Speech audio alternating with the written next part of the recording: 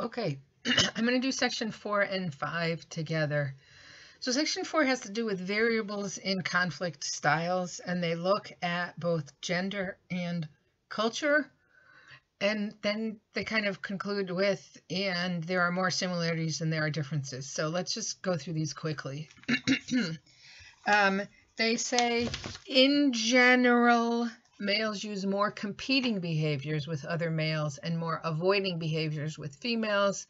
This is, if you watch the Gottman video where he talks about stonewalling, and the guy thinks, how much longer can she go on with this?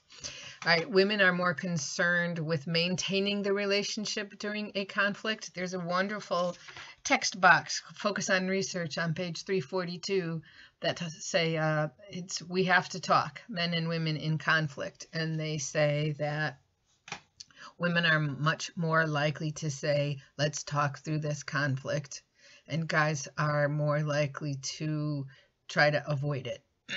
However, bottom line, the gender differences are small, that people perceive greater differences than really exist. The idea is if you go into a situation looking for something, you're going to see it. So if you say, well, I know that men and women handle conflict differently, and when you'll see it.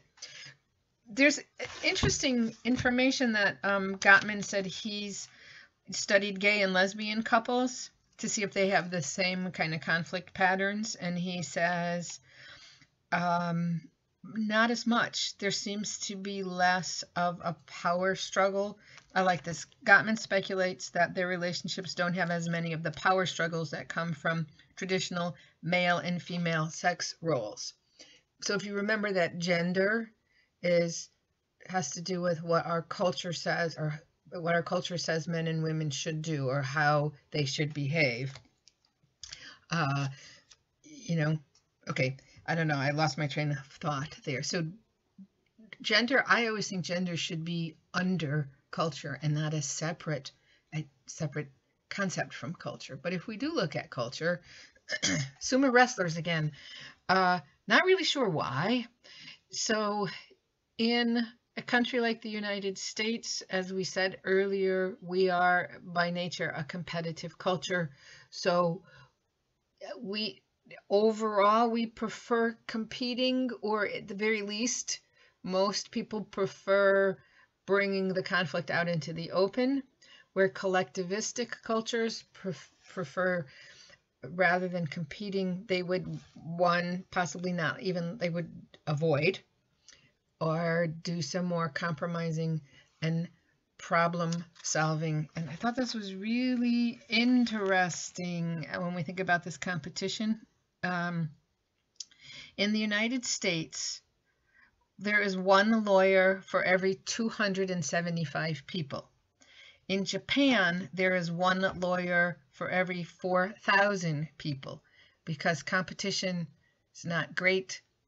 In China, there's approximately one lawyer for every 6,500 people. So they have a proverb that says, the first person to raise his voice loses the argument.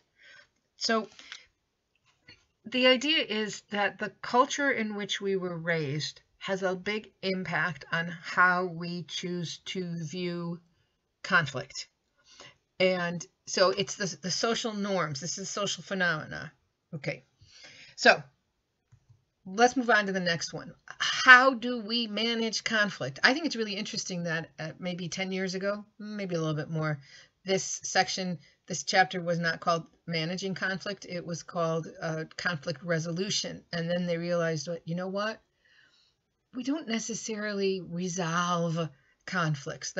Sometimes we do, but the most we can hope for really is to manage the conflict. So you started this chapter with a specific conflict.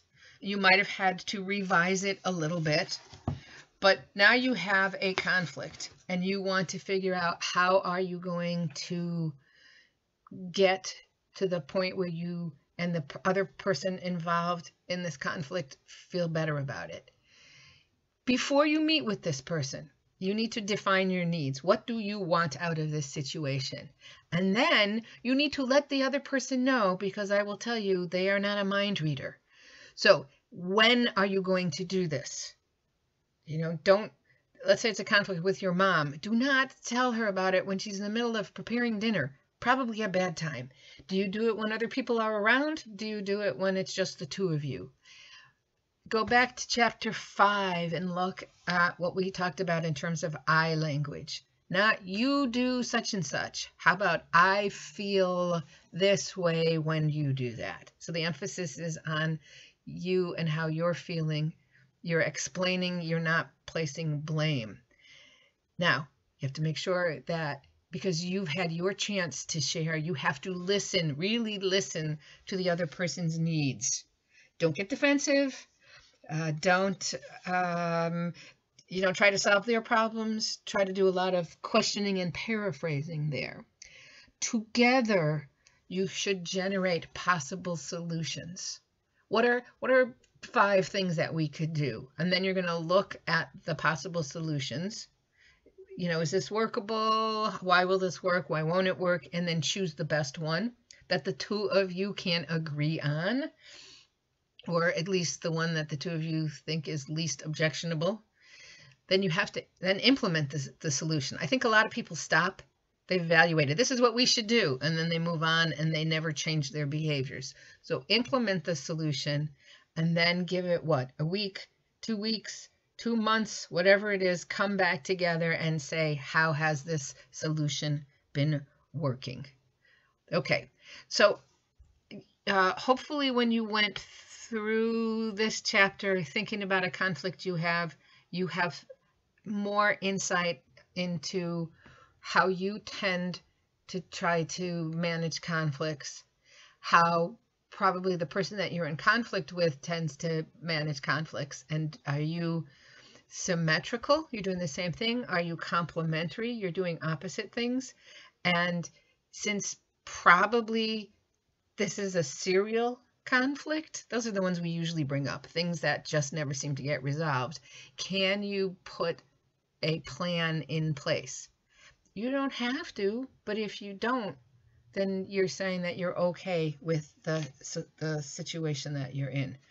And I think this is what I'd like to do for our discussion. I'm going to have each person post a conflict. You can make it up. You don't have to bare your soul, but it's better if it's real. You're actually going to define the conflict, and then you're going to do the I don't know what to do, and we're going to have people give you suggestions. It's like the Dear Abby or Ann Landers or Ask Amy in the newspaper. Do people even read the newspaper anymore? Anyways, this is chapter 11. I am going to stop. I'm going to get out of here. I'm going to get out of here. This is my little house in New York. I can't wait to get there. All right. Talk to you guys later.